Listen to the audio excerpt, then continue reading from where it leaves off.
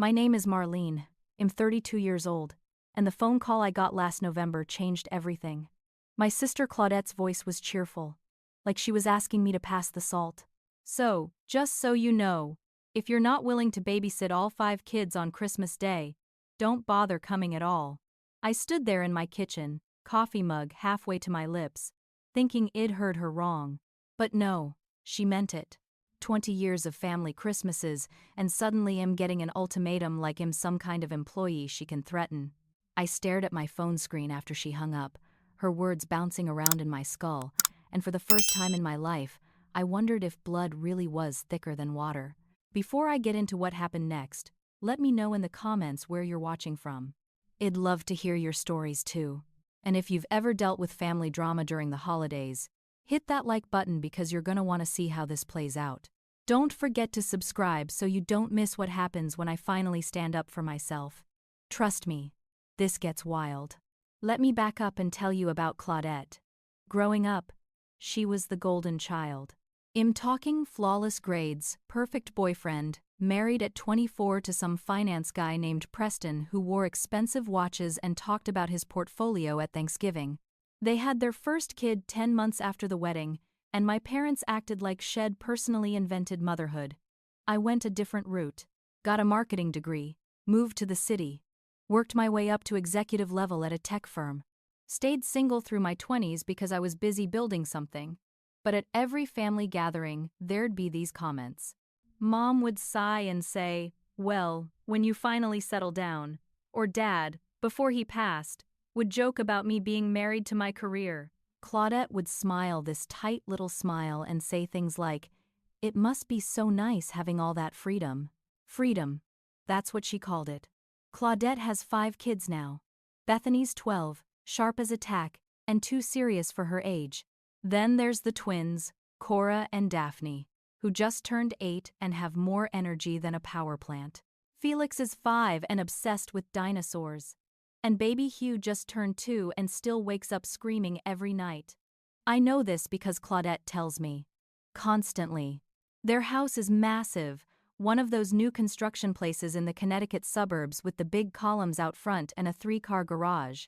Everything looks perfect from the outside. Preston makes serious money. Claudette doesn't work, and they do this whole Christmas card photo shoot every year where everyone's wearing matching pajamas and forced smiles. Here's the thing nobody talks about though. Every single family gathering happens at their house. Every birthday, every holiday, every random Sunday dinner. And guess who always ends up helping? Me. Setting the table, watching the kids, cleaning up while everyone else drinks wine and catches up. 2 months before that phone call, Claudette and Preston went on an anniversary trip, 14 days in the Bahamas. She called me 3 weeks before and just announced, "We're going away, so I need you to take the kids."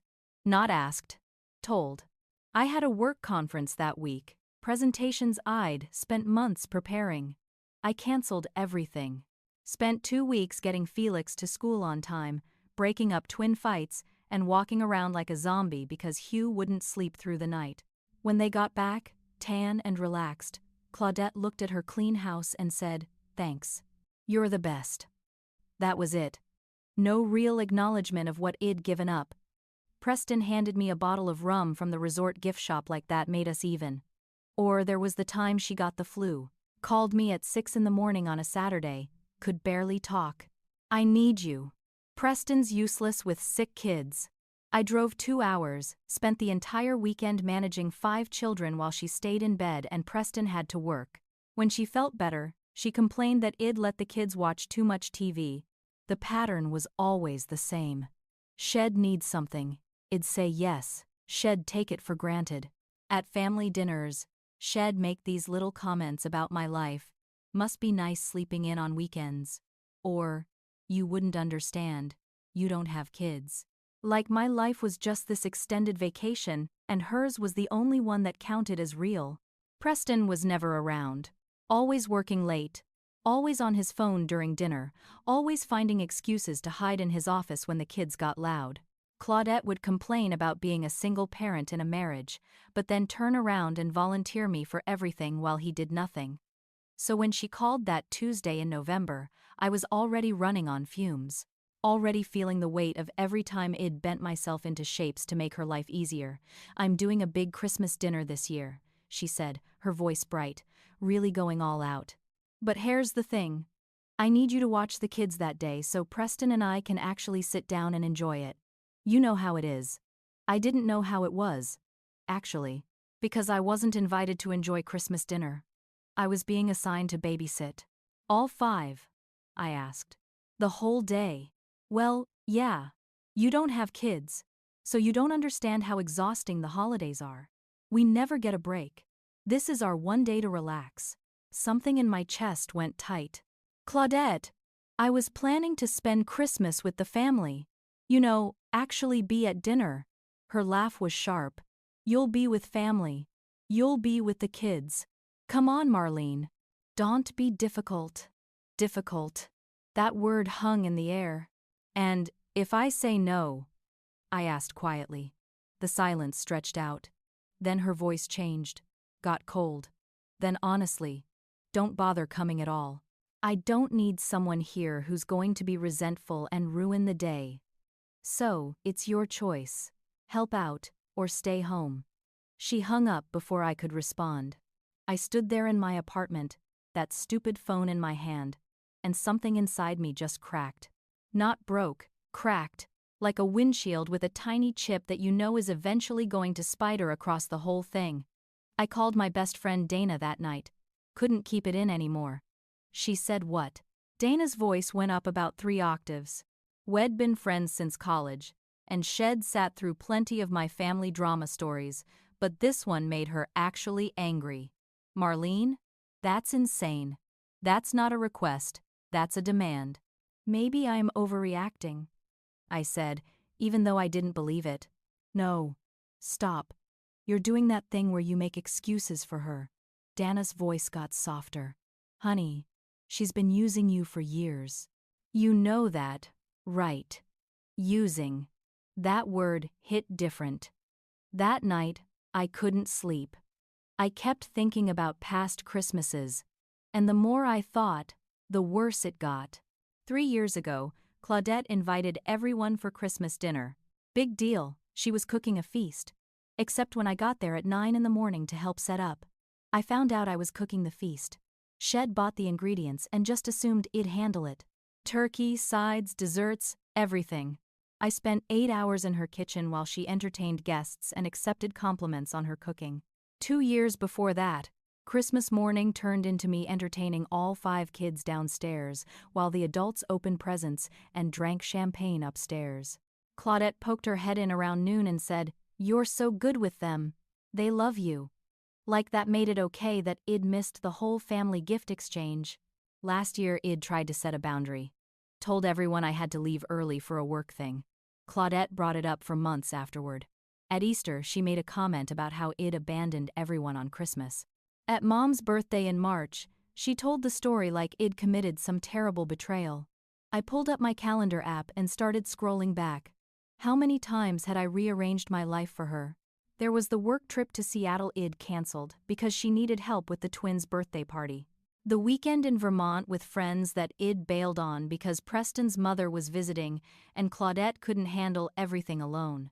The conference in Austin where I'd left a day early because Felix had a fever and apparently I was the only person who could help. I added it up. Flights, hotel cancellations, professional opportunities missed. We were talking thousands of dollars and dozens of experiences I'd given up. For what? For a sister who thought so little of me that she could issue ultimatums about Christmas? The next morning I called my mom. I thought she'd be on my side. Shed always said she loved both her daughters equally. "Hi, Mom. I need to talk to you about something," Claudette said. I explained the whole thing. The babysitting demand, the threat, the way it made me feel. There was a pause. Then Mom sighed. "Marlene, your sister has 5 children. 5. Do you have any idea how hard that is?" My stomach dropped. "The least you can do is help her during the holidays," Mom continued. "Shay's drowning. And you have all this free time." "Free time? Mom, I work 60 hours a week. At a job. She's raising children. It's not the same. Her voice had that edge to it, the one I remembered from childhood when I'd disappointed her. Stop being selfish. Family helps family. Selfish. There it was. So you think I should just give up my Christmas to babysit while everyone else enjoys the day? I think you should stop making everything about you. Your sister needs help. You're in a position to help. That's what family does. She paused. Your father would be so disappointed in you right now. That one hit like a slap. Dad had died 5 years ago from a heart attack. Sudden. No warning. It'd been close with him, and Mom knew it. She knew exactly what button she was pushing. That's not fair, I whispered. Neither is abandoning your sister when she needs you. I need to go. Think about what kind of person you want to be. She hung up. I sat on my couch and cried for the first time in months. Not because I was sad. Because I was so angry I couldn't see straight. And under the anger was this horrible realization that my mother had picked sides a long time ago and it wasn't mine. I pulled up my laptop, found my flight confirmation for Christmas. Round-trip tickets to Hartford, $342. Hotel reservation since Claudette's house was too chaotic for guests. 2 nights at $130 per night. Rental car. Presents for 5 kids and 3 adults. Groceries I'd planned to bring. My cursor sat on the cancel button for the flight. My hands were shaking. If I did this, there was no taking it back. This wasn't just canceling a trip. This was drawing a line in sand that had never had lines before. But something Dad had actually said came back to me. Not the made-up disappointment Mom had invented, but real words had told me when I was deciding whether to take the job in the city. Don't let anyone make you small, sweetheart. Not even family. Especially not family. I clicked cancel. Then I canceled the hotel. The car. I'd deal with the presents later, maybe donate them. Then, I opened our family group chat. It was usually full of Mom posting Bible verses and Claudette sharing photos of the kids. I typed carefully, I won't be coming for Christmas this year. I need to prioritize my own well-being and set some healthy boundaries. I love you all and hope you have a wonderful holiday. I read it 5 times before hitting send. Then I turned my phone off completely and poured myself a very large glass of wine. I turned my phone back on at 8 the next morning. Big mistake. 63 notifications. 63. The family group chat had exploded. I scrolled through, watching my family tear me apart in real time. Claudette's messages were all in caps. I can't believe you're doing this to us. On Christmas. You're abandoning your family on Christmas. Then, this is the most selfish thing anyone has ever done. We have always been there for you. I stared at that one. Always been there for me? When? When had they shown up for me? Mom is crying because of you. Crying. I hope you're happy. My brother Leonard, who usually stayed out of family drama, had jumped in. Seriously, Marlene. This is low even for you. Mom's devastated. Nice job ruining everyone's Christmas. I called Leonard. We'd always been okay. Never super close but never enemies either. Leon. Did you even ask me what happened? Claudette told me everything. You refused to help with the kids because you're bitter about not having your own family. His voice was flat, cold. That's not. She asked me to babysit all day while everyone else enjoyed Christmas dinner. She told me not to come if I wouldn't do it. She's got 5 kids, Marlene. 5. She needs help. Why doesn't Preston help? Why doesn't Mom? Why is it always me? Because you're the one with nothing else going on. He said it like it was obvious. Look, I don't have time for this. You're acting like a child. Grow up and apologize to your sister. He hung up. My phone buzzed again. My aunt, Dad's older sister. Your father would be ashamed of you. That cut deeper than it should have. Aunt Judith had always been kind to me, or so I'd thought. Now she was using Dad's memory as a weapon. Cousin Iris sent a long text about family values and sacrifice, and how some people think they're better than everyone else. Then my Uncle Jerome called. Lectured me for 20 minutes about how my generation doesn't understand commitment and loyalty. Had talked to Claudette for hours about her pain and disappointment. Hours. Shed spent hours calling everyone to tell her version of the story. Only 2 people reached out with support. Dana, obviously. And my cousin Garrett, who I barely knew, sent a short text. Good for you. She's always been entitled. Proud of you for standing up. That one message kept me from completely falling apart. But the attacks kept coming. People I'd seen maybe twice in my life were messaging me about ruining Christmas, the family disappointment, the selfish career woman who thought she was too good for family. By noon, I was crying again. Not neat, quiet tears. Ugly sobbing on my bathroom floor, the kind where you can't catch your breath. I typed out an apology message to Claudette. Something generic about reconsidering, about not wanting to cause problems. My finger hovered over send. Then I looked at myself in the mirror. Red eyes, mascara everywhere, looking like it aged 5 years overnight. And I thought, this is what they want. They want me broken down, apologizing, getting back in line. I deleted the message. Called in sick to work, couldn't face anyone. Dana showed up that afternoon with ice cream and this look of pure fury on her face. I've been reading the group chat. With your permission, I'd like to tell your entire family exactly where they can shove their Christmas dinner. Despite everything, I laughed. First time all day. I've always hated Claudette, Dana admitted, settling onto my couch. Always. She's manipulative and mean, and she's been using you since we were in college. Remember junior year when she visited and you ended up buying her textbooks because she forgot her credit card? I'd forgotten about that. $300 in textbooks that Shed never paid me back for.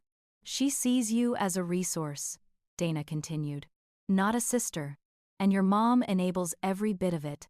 Maybe I should just apologize, I said quietly. Make this stop. And then what? You apologize, you show up, you babysit all day, and you teach them that threatening you works. So next year it'll be something else. And the year after that, where does it end, Marlene? Nowhere.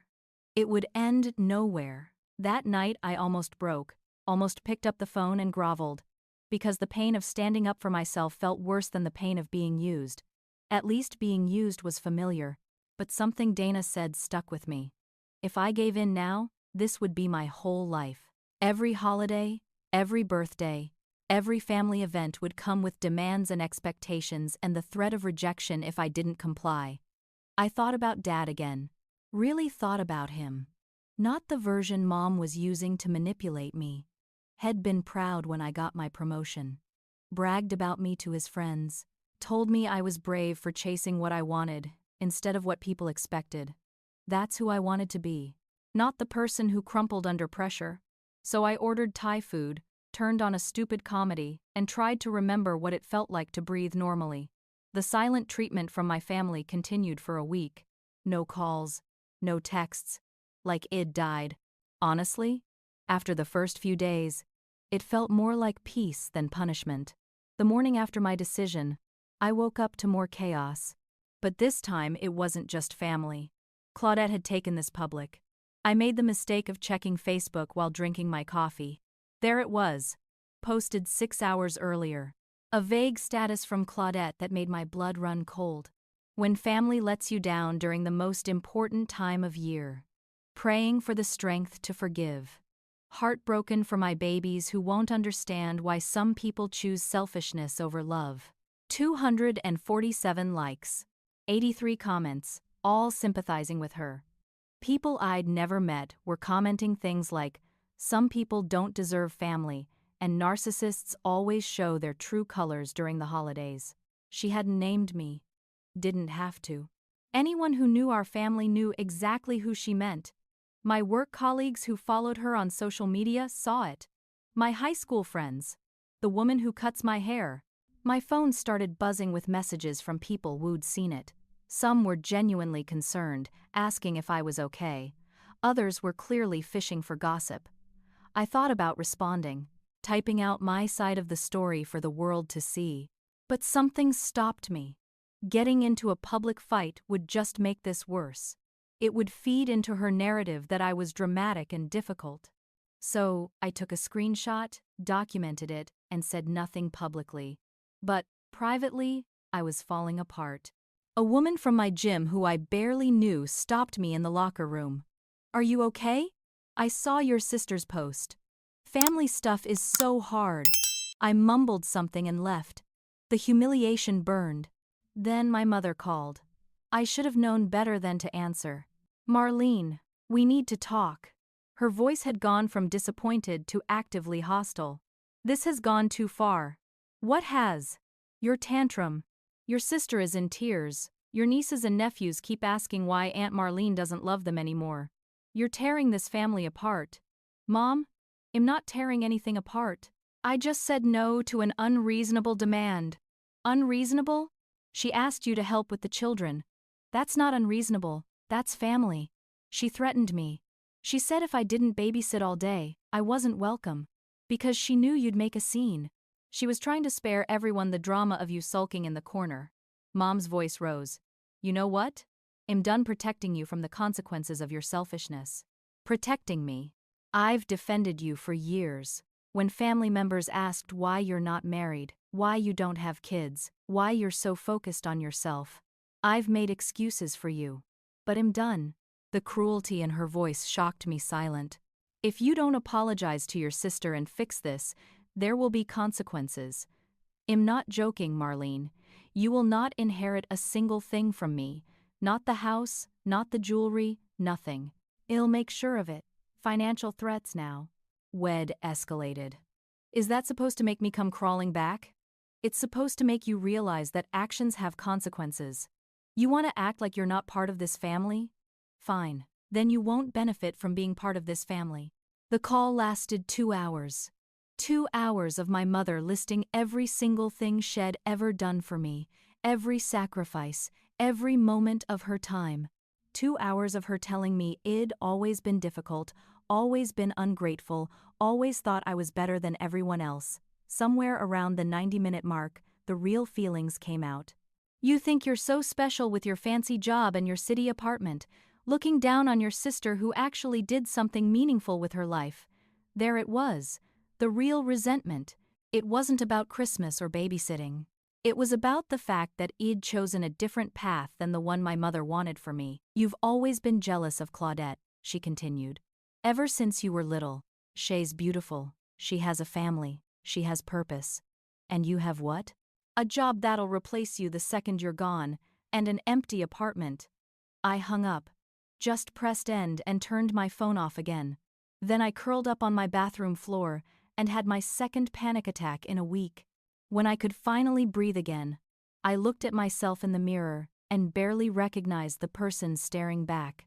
I'd lost 8 pounds in a week from stress, had dark circles under my eyes, looked like I'd been through a war. Maybe I had been. I called my therapist's emergency line, got an appointment for the next morning, showed up and just unloaded everything. "Do you think I'm wrong?" I asked her. "Am I being selfish?" "Doctor." Patterson looked at me over her glasses. "Would you treat a friend the way your family is treating you?" "God, no." "Then why are you letting them treat you this way?" "Because they're family." "That's not a reason. That's an excuse." She leaned forward.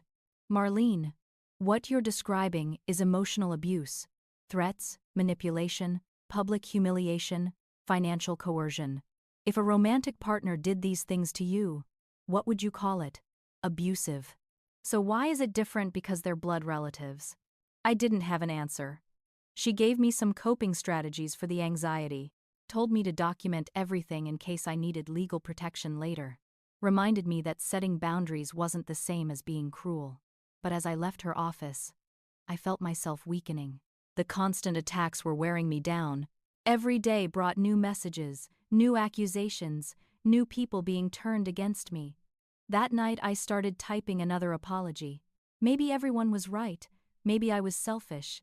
Maybe expecting to be treated with basic respect was asking too much. My phone buzzed before I could send it. A text from my brother. "Just so you know, Mom's rewriting her will tomorrow. Hope your pride was worth it." I stared at that message for a long time. Then I deleted the apology and blocked my brother's number. If standing up for myself meant losing an inheritance, then fine. At least I'd have my self-respect.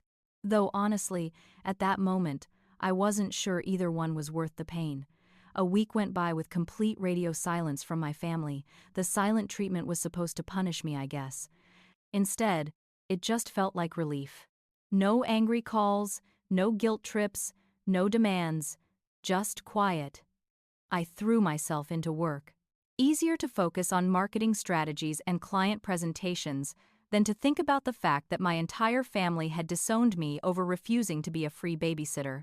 My boss, Veronica, noticed I was off, called me into her office on a Friday afternoon. "You doing okay? You seem distracted." I gave her the short version. Surprisingly, she didn't look shocked. She looked sad. "Family estrangement," she said quietly. "I've been there. Sometimes the healthiest thing you can do is walk away from people who hurt you, even when they share your DNA."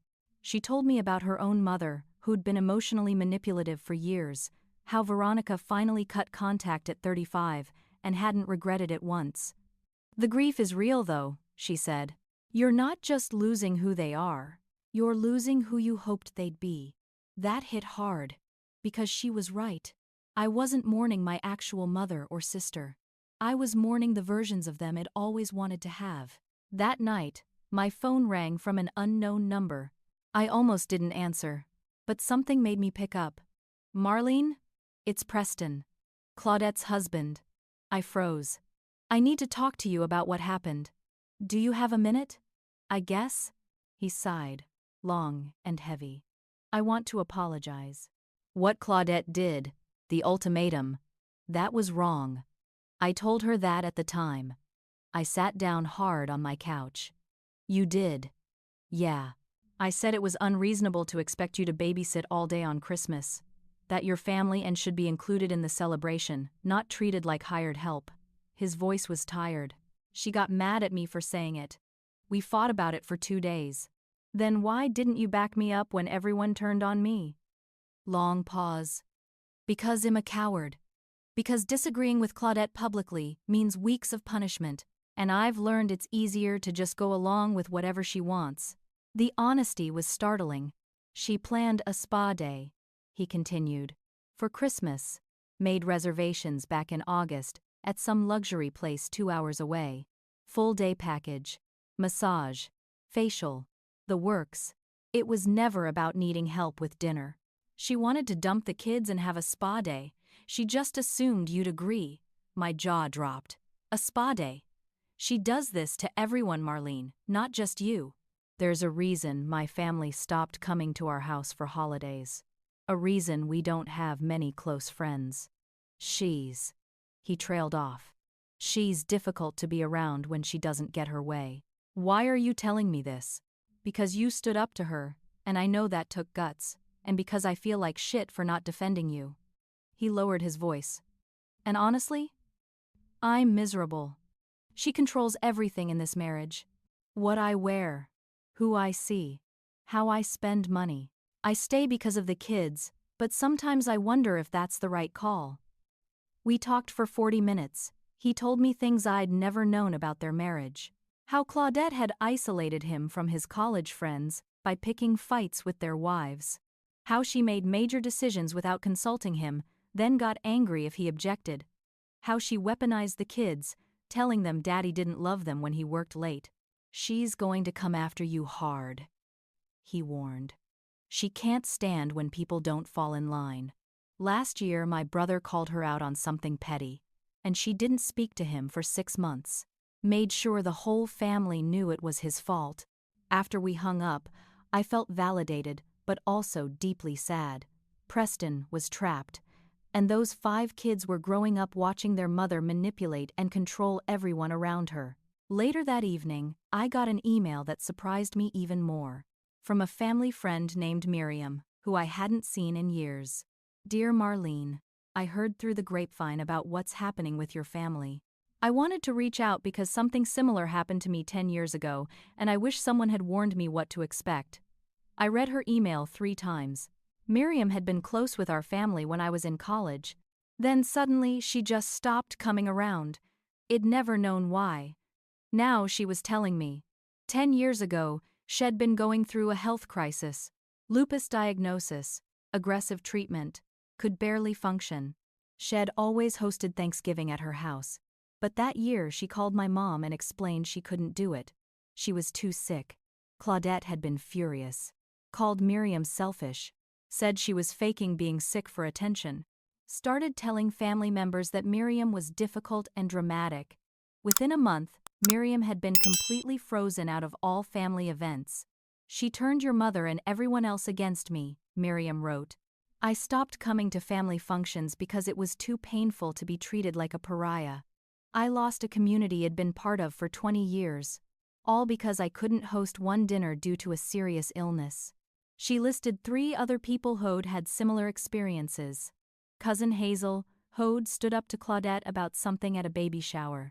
Uncle Raymond's ex-wife, who'd called Claudette out for making racist comments. A woman named Beatrice who'd been my mom's best friend until she refused to loan Claudette money. Your sister has a pattern, Miriam wrote. She eliminates anyone who doesn't submit to her completely. Your mother enables it because Claudette learned this behavior from somewhere. I'm so sorry you're going through this, but please know you're not crazy, you're not wrong, and you're not alone. I sat there with my laptop, completely stunned. This wasn't just about me. This was a pattern going back years. Decades, maybe. I looked up Cousin Hazel on Facebook and sent her a message. She responded within an hour. Oh my God, Marlene. I'm so glad you reached out. Yes, I went through the exact same thing 4 years ago. Stopped going to family events because of how they treated me after I disagreed with Claudette about something stupid. I'd love to talk. We ended up on the phone for 2 hours. Hazel told me her story. Then she connected me with the uncle's ex-wife, Beatrice, and another cousin I barely remembered named Pearl. 4 women, 4 separate incidents. The same pattern every time. Someone stands up to Claudette or sets a boundary. Claudette can't handle it. She launches a smear campaign. Mother backs her up. The person gets frozen out and labeled as the problem. We started a group text, the 5 of us. Called ourselves the Survivors Club. It was funny, but also not funny at all. The thing that saved me, Hazel said, was realizing that I didn't lose my family. I lost people who were treating me terribly and calling it love. That night I felt less alone than I had in weeks. I wasn't crazy. I wasn't overreacting. There were witnesses to this pattern. People who'd lived through it and come out the other side. But I also felt deeply disturbed. Because if this had been happening for years, if my mother had been enabling it for years, then my whole childhood and understanding of my family was built on a lie. I thought about little Bethany, Cora, Daphne, Felix, and baby Hugh.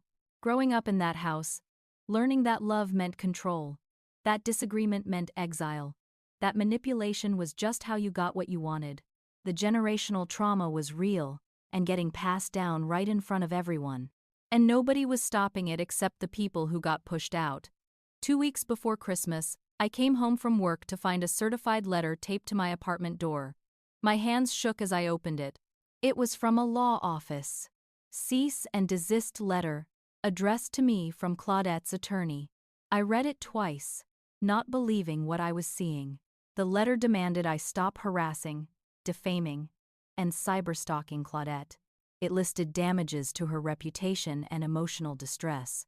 It threatened legal action if I didn't comply immediately, including potential lawsuit for monetary damages.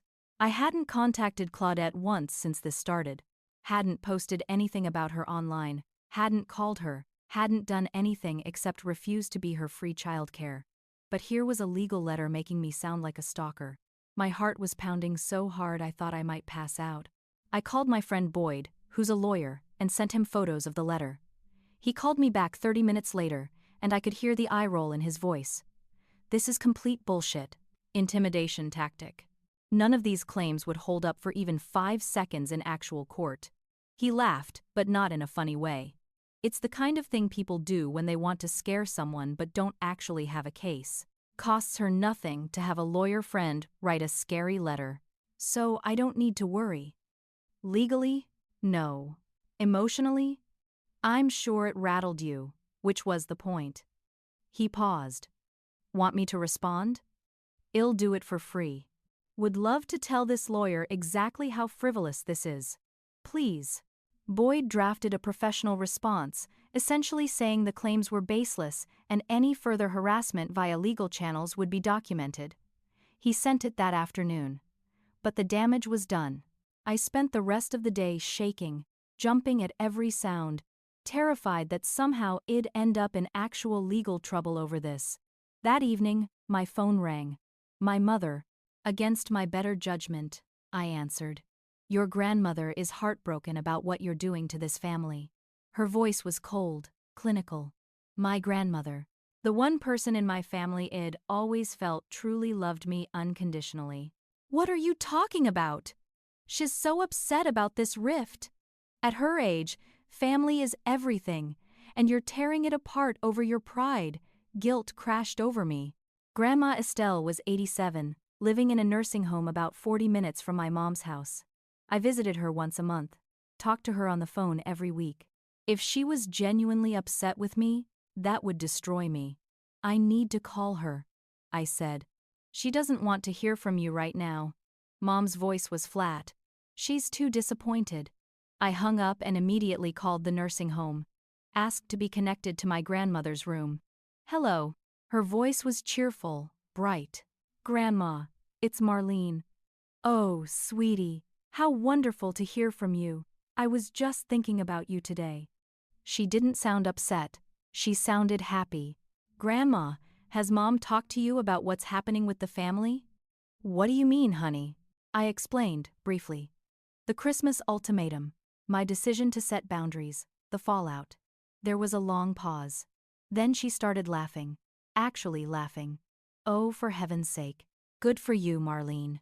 I'm proud of you. My entire body relaxed. You're not upset with me. Upset? Why would I be upset? Your sister treats you like a servant, and you finally stood up for yourself. About damn time, if you ask me. Mom said you were heartbroken. Your mother said what? Grandma's voice went sharp. That's a lie. I haven't talked to your mother about any of this. She doesn't visit me much anymore. Too busy with Claudette's kids. We talked for over an hour, and my grandmother told me things I'd never known. 15 years ago, when Grandma Estelle's husband died, Claudette had tried to get her declared mentally incompetent. Why? So Claudette could control her finances and eventually inherit everything. It hadn't worked because Grandma was sharp as a tack, but it had created a rift between Grandma and my mother that never fully healed. Your sister is exactly like my sister was, Grandma said quietly. Your great-aunt Claudette. That's who she's named after. And let me tell you, that woman made everyone miserable for 70 years until she died mean and alone. This is a pattern. Oh, honey, this goes back generations in this family. Manipulation? Control? Freezing people out? I've watched it my whole life. I'm just glad you're strong enough to break the cycle. She told me something else too, something that made me cry with relief. I'm leaving you most of my estate, sweetheart. My house, my savings, everything. Your mother doesn't know. I've already put it in the will. Grandma, you don't have to do that. Yes, I do, because you're the one who visits me, who calls me, who actually treats me like a person instead of an obligation. And because you're the strong one, your sister would waste it. Your mother would just give it to her. But you'll do something meaningful with it. We talked until a nurse came to help her get ready for bed. I hung up feeling like I could breathe for the first time in weeks. But the attacks weren't over. 2 days later, my mother called with a new demand. Claudette has been in therapy because of what you've done to her. She's seeing someone twice a week to deal with the trauma of your abandonment. I almost laughed. Trauma. That's good that she's getting help, I said carefully. She's billing you for it. What? The therapy costs $100 per session. She's been 4 times. You owe her $400. And she'll continue billing you weekly until you apologize and make this right. The audacity actually took my breath away. I'm not paying for Claudette's therapy. Then, well, take it from your share of Dad's estate. Dad's been gone for 5 years. That estate was settled years ago. There are still things we haven't divided: the furniture, the jewelry, the collections. Your share will be withheld until you pay your debt. This was insane. This was fully, completely insane. I'm not paying her, Mom. And I'm not playing these games anymore. Then you're no longer part of this family financially or otherwise. Don't expect anything when I die. Don't expect any heirlooms, any photos, any family mementos. As far as I'm concerned, you've disowned yourself. If that's how you feel, then we're done here. I hung up before she could respond. Then I blocked her number. The shaking started again. I couldn't stop my hands from trembling. My chest felt tight, like someone was sitting on it. I called my therapist's emergency line again. I need help. I'm having a panic attack and I can't make it stop. Doctor. Patterson talked me through breathing exercises over the phone. 40 minutes until I could function again. Marlene, what they're doing is financial abuse on top of emotional abuse. These are serious red flags. Have you considered a restraining order? Against my own family. Against people who are harassing and threatening you? Yes. I couldn't wrap my head around it. A restraining order against my mother and sister felt like something from a TV drama, not real life. But this was real life. My real life. And it had become completely unrecognizable. That night I lay in bed staring at the ceiling, wondering if giving in would be easier than this constant warfare. My body was exhausted. My mind was exhausted. Work was suffering. I'd lost 12 pounds. Wast sleeping. Maybe they'd win just by attrition.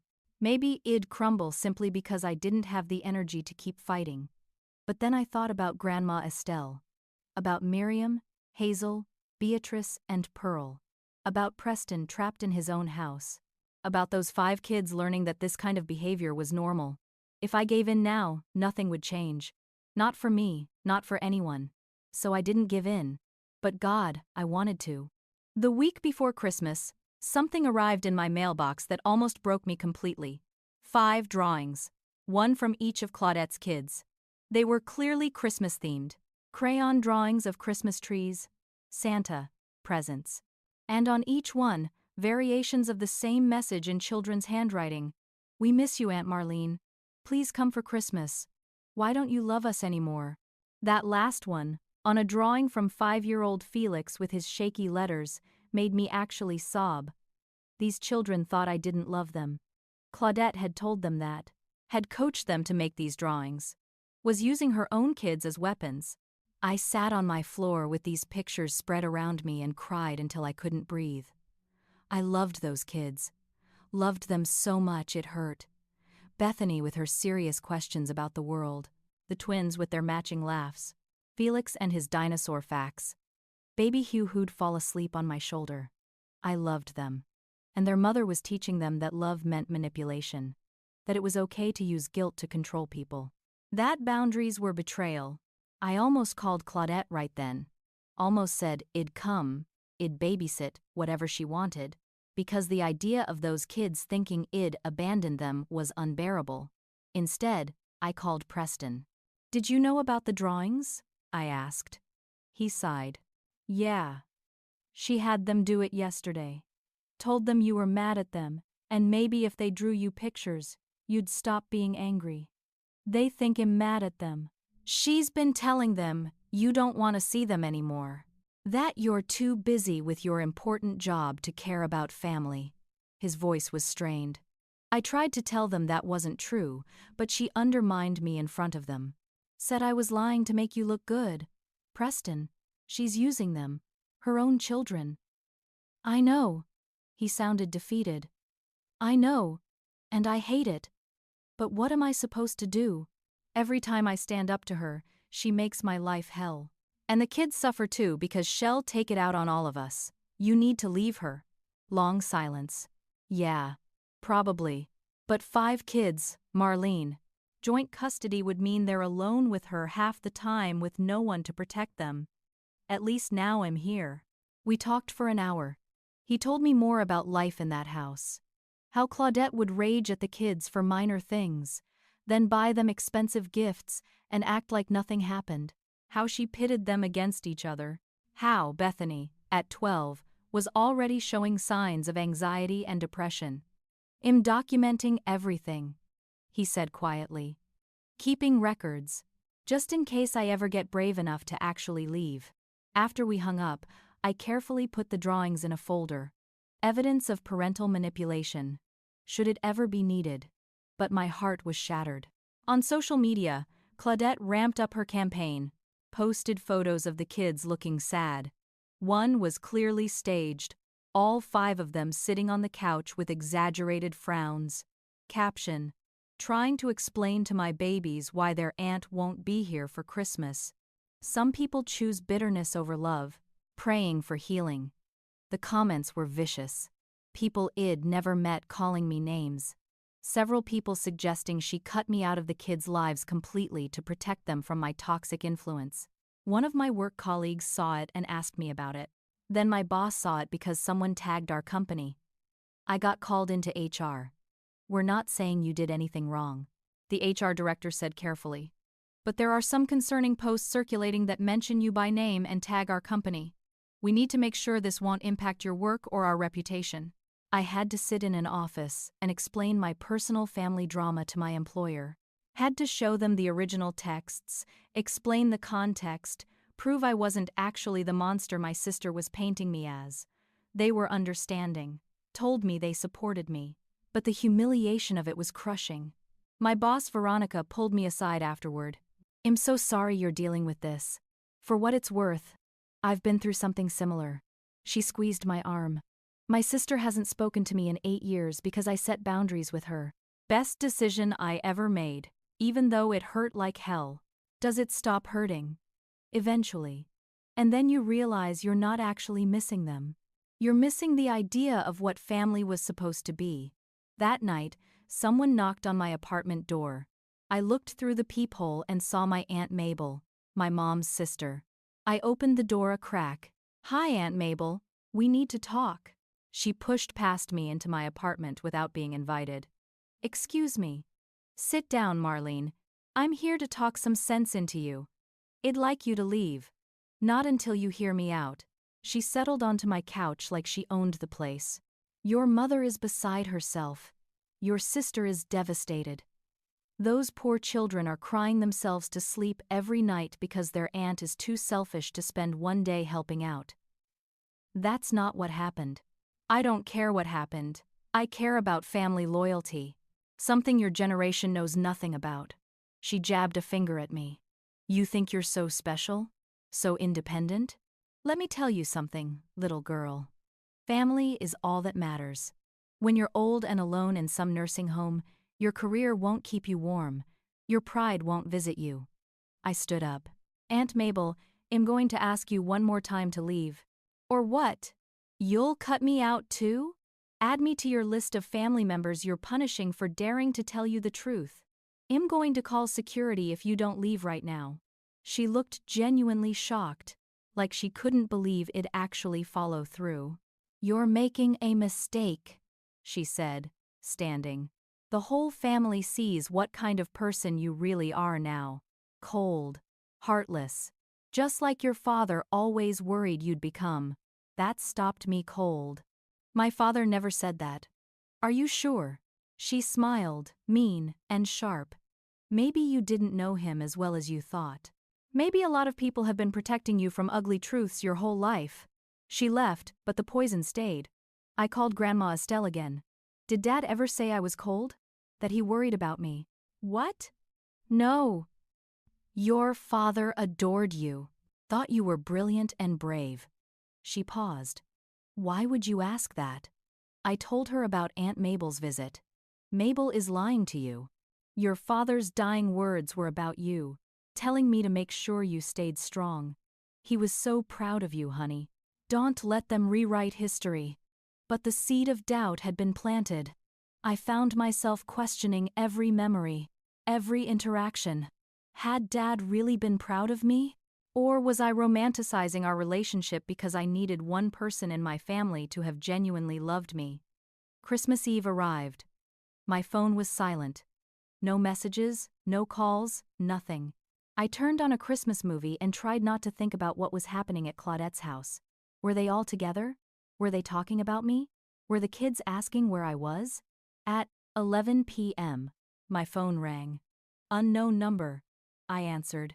Crying. Heavy, dramatic crying. Marlene, Claudette's voice was thick with tears. Please. I'm begging you. The kids are devastated. Mom is devastated. I'm devastated. Can't we move past this? Please come tomorrow. I'll even let you skip the babysitting. Just come, please, your family. Part of me wanted to believe her. Wanted to think Shed had an epiphany. That Shed realized how Shed treated me was wrong. But then I listened closer to her words. I'll even let you skip the babysitting. Let me. Like it was a privilege she was granting. Like she was doing me a favor. Not an apology. Not acknowledgement that her original demand was unreasonable. Just manipulation wrapped in tears. Claudette, have you told the kids the truth? That you demanded I babysit all day or not come at all? Silence. Have you told them that I didn't abandon them? That you gave me an ultimatum? More silence. That's what I thought. Marlene, please don't. I hung up. Then I blocked her number too. I was done. Completely, totally done. Tomorrow was Christmas, and I would spend it exactly how I chose. Not how anyone else demanded. Not fulfilling anyone else's expectations. For the first time in my life, I would have a Christmas that was truly mine. And maybe that was the greatest gift I could give myself. Christmas morning I woke up and didn't immediately check my phone. Didn't brace myself for attacks. Didn't feel that familiar knot of dread in my stomach. I made coffee, put on music, and actually breathed. 2 weeks earlier, I'd made a plan. I'd called the local homeless shelter and volunteered to help serve Christmas dinner. Dana had immediately said, Shed, join me. Then Garrett, my cousin who'd supported me through this whole thing. Then Veronica, my boss, who said her own family was toxic and Shed rather spend the day doing something meaningful. So that's what we did. We showed up at the shelter at 9 in the morning. The coordinator, a woman named Phyllis with kind eyes and gray hair in a long braid, showed us around. The kitchen was already busy, the smell of turkey and stuffing filling the air. Well, serve from noon to 3, she explained. We usually get about 200 people, families mostly. Some elderly folks who don't have anyone. Some people who are just struggling and need a hot meal and community. Hello, I'm delighted to assist you with our voice services. Choose a voice that resonates with you, and let's begin our creative audio journey together. My mom won't talk to me now. Says I've ruined Christmas, ruined everything. She laughed bitterly. Like Christmas with a man who screamed at us and threw things was so great. I told her, briefly, about my own situation. Different details but the same core theme. Family choosing dysfunction over health.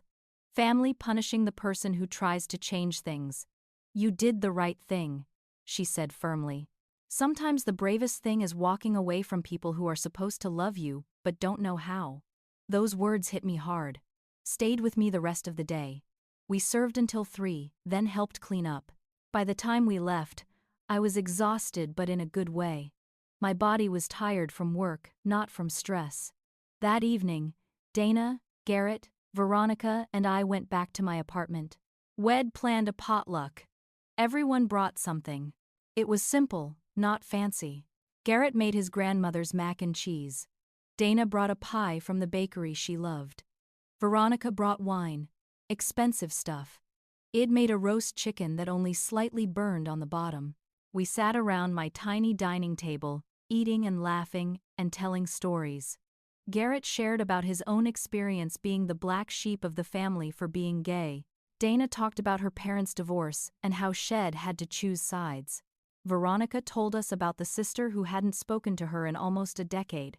Here is what I've learned, Veronica said, raising her wine glass. Family isn't about blood. It's about who shows up, who sees you, who respects you. And sometimes the family we choose is better than the family we're born into. To chosen family, Garrett echoed, lifting his glass. We toasted. And I felt something shift inside me. A lightness I hadn't felt in months. Maybe years. This was family. This right here. People who asked how I was doing, and actually wanted to hear the answer. People who respected my boundaries. People who didn't demand anything except that I be myself.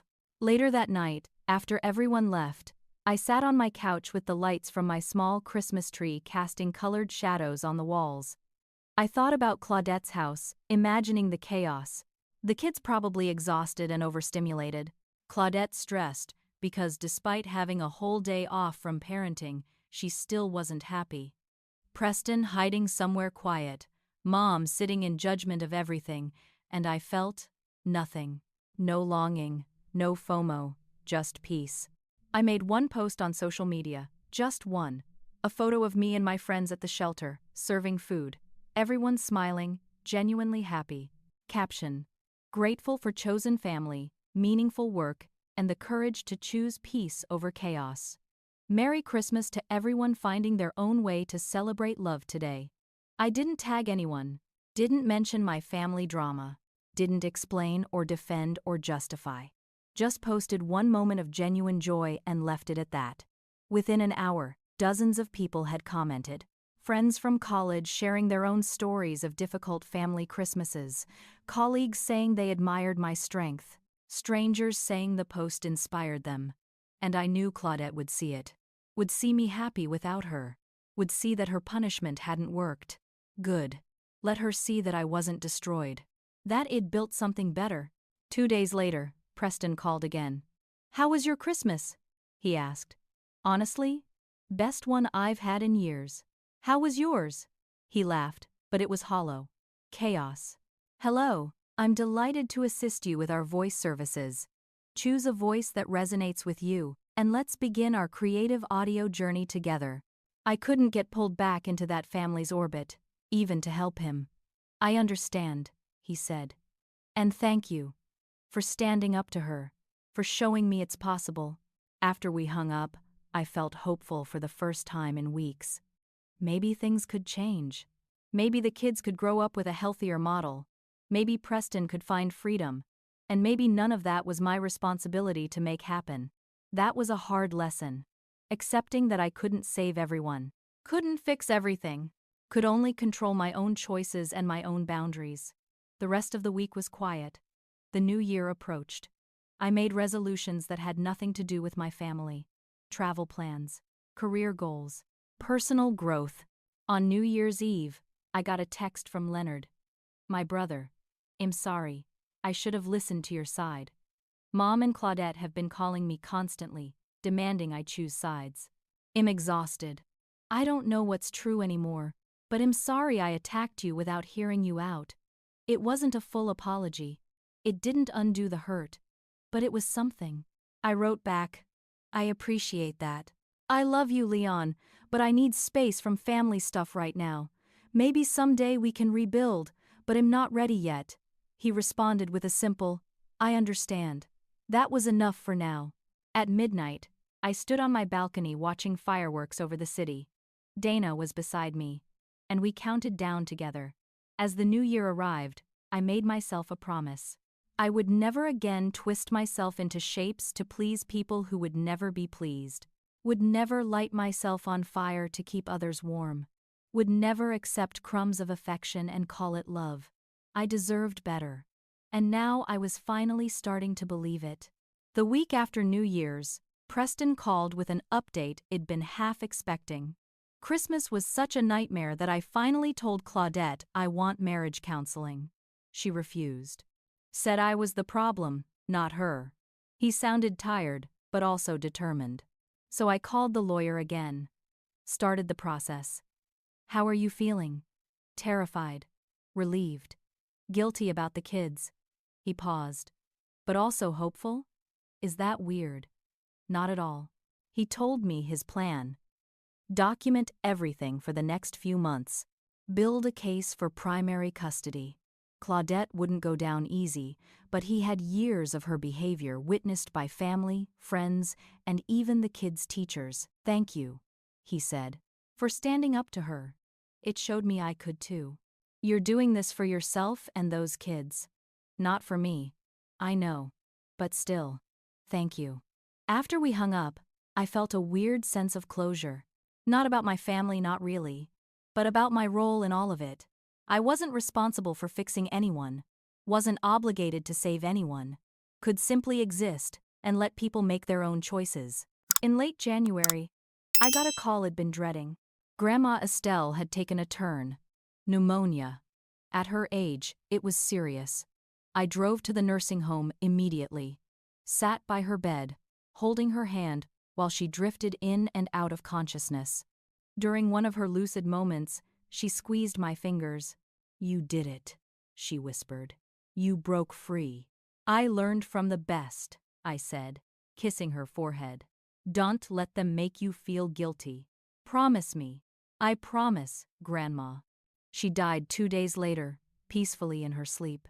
I was grateful it'd been there, grateful for those last conversations, grateful she'd seen me stand up for myself before she passed. The funeral was scheduled for the following week. I debated whether to go. Knew it would mean facing the entire family. Knew there'd be drama. But she was my grandmother, and I loved her. So I went. I arrived early, before most people. Paid my respects at the casket, said my private goodbye. Then I stood in the back corner, waiting. Mom arrived and saw me. Her face went hard. She walked past without acknowledging me. Claudette came in with Preston and all 5 kids. The children saw me and their faces lit up. They started to run over, but Claudette grabbed them. "No," I heard her say sharply. "Aunt Marlene doesn't want to see you." My heart broke, but I stayed where I was. Didn't engage. Didn't try to explain to the kids over their mother's head. The service was beautiful. The pastor told stories about Grandma's life. Her strength, her independence, her refusal to let anyone dim her light. Felt like she was talking directly to me. Afterward, at the reception, people avoided me like I had something contagious. Only a few people spoke to me.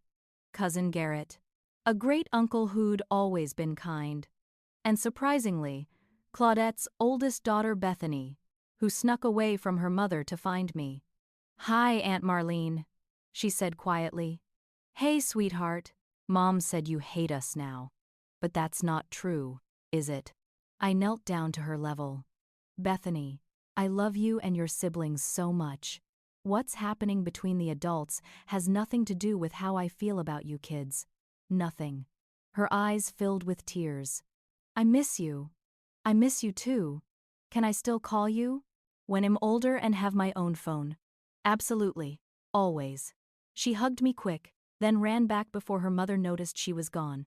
That brief interaction was worth all the discomfort of being there. The will reading happened a week later. I was notified by Grandma's lawyer that I needed to attend. Mom and Claudette were already there when I arrived. The tension in the room could have been cut with a knife. The lawyer read through the will. Some money to various charities. Some personal items to friends. Then the big stuff. The house, valued at $400,000, was left to me.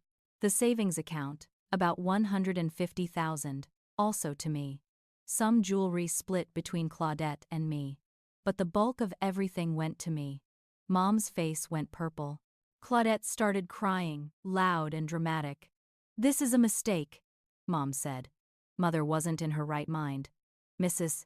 Harris, I can assure you that your mother was completely lucid when she made this will. She updated it just 6 months ago, and specifically stated her reasoning." The lawyer pulled out a letter, sealed, addressed to whoever contests this will. He opened it and read, "If you're hearing this letter, it means someone is trying to claim I wasn't in my right mind when I made my decisions. Let me be clear. I am of sound mind and body. I am leaving the bulk of my estate to my granddaughter Marlene because she is the only one who has consistently treated me with dignity, love, and respect. She visits me, she calls me, she treats me like a person, not an obligation or an ATM. If others are upset by this decision, they should reflect on their own actions and choices. My money, my choice, get over it." Even from beyond the grave, Grandma Estelle was fierce. Mom and Claudette tried to contest it anyway. The lawyer told them it would be expensive and futile. They did it anyway, out of spite. It took 3 months and cost them tens of thousands in legal fees. They lost. I got the inheritance, every penny. And you know what? I used part of it to travel. Something it always wanted to do but never made time for. I spent a month in Italy, walked through ancient ruins, ate amazing food, sat in cafes, and wrote in my journal about everything that had happened. In a small town in Tuscany, I met a group of solo travelers. We bonded over dinner and wine. One woman, from Australia, shared that she was traveling alone because her family had disowned her for leaving a controlling husband. "Do you regret it?" I asked her. "Leaving my husband? Never.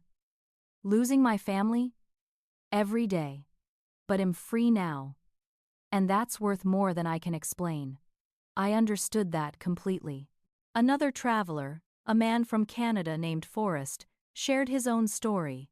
His parents had cut him off when he refused to join the family business. "Best thing that ever happened to me," he said. "Forced me to build my own life instead of living theirs." We kept in touch after that trip. Forrest and I started dating long distance. He flew to visit me in March. I flew to visit him in April. By summer, we were serious. Meeting his family was surreal. They were warm, welcoming, functional. When his dad disagreed with something his mom said, they talked about it calmly. When his sister set a boundary, everyone respected it. No drama, no manipulation. Just people who loved each other and knew how to show it. "Is it always like this?" I asked Forrest after dinner with his family. "Like what?" "Healthy. Normal. Respectful." He looked confused. "Yeah? That's just how families should be, isn't it?" And that's when I realized how abnormal my family had been. This was what normal looked like. This was what love looked like. In late spring, Leonard reached out again. We met for coffee. Awkward at first. "I've been in therapy," he said, trying to understand why I went along with everything. Why I attacked you instead of questioning what was happening. And Claudette and Mom, they've always controlled the narrative. Made it easier to just go along than to think critically about what they were asking. He looked miserable. "I'm sorry I didn't have your back. I appreciate that. Can we be okay again? Maybe someday. I'm not there yet." He nodded. Didn't push. That was progress. By summer, I'd stopped checking if my family was talking about me online. Stopped caring what they thought. Stopped hoping they'd wake up one day and realize how they'd treated me. That hope had been keeping me tied to them. Letting it go was liberating. My life became full in ways it had never been before. Dinner parties with friends. Weekend trips with Dana. Video calls with Forrest where we'd talk for hours. Work projects that excited me. Hobbies I'd never had time for. On the anniversary of that phone call, exactly 1 year after Claudette's ultimatum, I reflected on everything that had changed. I'd lost my mother, my sister, most of my extended family. Lost the fantasy of what family was supposed to be. But I'd gained myself, gained peace, gained chosen family who actually showed up, gained self-respect, gained the knowledge that I could survive hard things. Did I still have moments of sadness? Absolutely. There were days I'd see a mother-daughter pair, laughing in a store, and feel a stab of grief. Times I'd wonder if I should have tried harder, been more patient, found a way to make it work. But then I'd remember the therapy bills Claudette tried to charge me. The legal threats, the way she used her children as weapons, my mother's threats about the will, the public humiliation, the constant attacks. And I'd realize I hadn't given up on family. They'd given up on me years ago. I just finally accepted it. On Christmas Eve, exactly 1 year after the chaos, I hosted my own celebration, small gathering. Dana, Garrett, Veronica, Forrest Hode, flown in to surprise me, and a few other friends. We cooked together, laughed together, exchanged small gifts. No expectations, no demands. Just people who genuinely enjoyed being around each other. At midnight, I raised my glass. To boundaries. To chosen family. To second chances at life. And to having the courage to walk away from people who make you small. Everyone toasted. Later, after everyone had gone home except Forrest, we sat on my couch in comfortable silence. "Do you ever regret it?" he asked, standing up to them. I thought about it. Really thought about it. My only regret is not doing it sooner. He kissed my forehead. You're the bravest person I know. I didn't feel brave. I felt tired and scarred and still healing. But I also felt free. That Christmas, when my sister gave me an ultimatum, she thought she was punishing me, thought she was putting me in my place, thought she was teaching me that crossing her had consequences. Instead, she gave me the greatest gift I'd ever received: permission to save myself, permission to choose peace over chaos, permission to build a life that was actually mine. I took that gift, ran with it, never looked back, and I'd do it again in a heartbeat. Because here's what I learned: you can't control how people treat you, but you can control how long you tolerate it. Setting boundaries isn't selfish, it's survival. Sometimes love means walking away. And family isn't about blood, it's about who shows up. My family taught me what not to accept. My chosen family taught me what to reach for, and that made all the difference. So let me ask you, have you ever had to set a boundary with family that changed everything? Have you ever been given an ultimatum that forced you to choose yourself? Drop your story in the comments. I'd love to hear how you handled it. If this story resonated with you, hit that like button. Subscribe so you don't miss more real stories about family, boundaries, and finding peace. And share this with someone who might need to hear that it's okay to choose themselves. To everyone out there setting boundaries during the holidays or any time, I see you. You're not selfish. You're not wrong. You're brave. Keep going. Thank you for listening to my story. Wishing you peaceful holidays, chosen family who respects you, and the courage to walk away from anyone who makes you feel small. Until next time.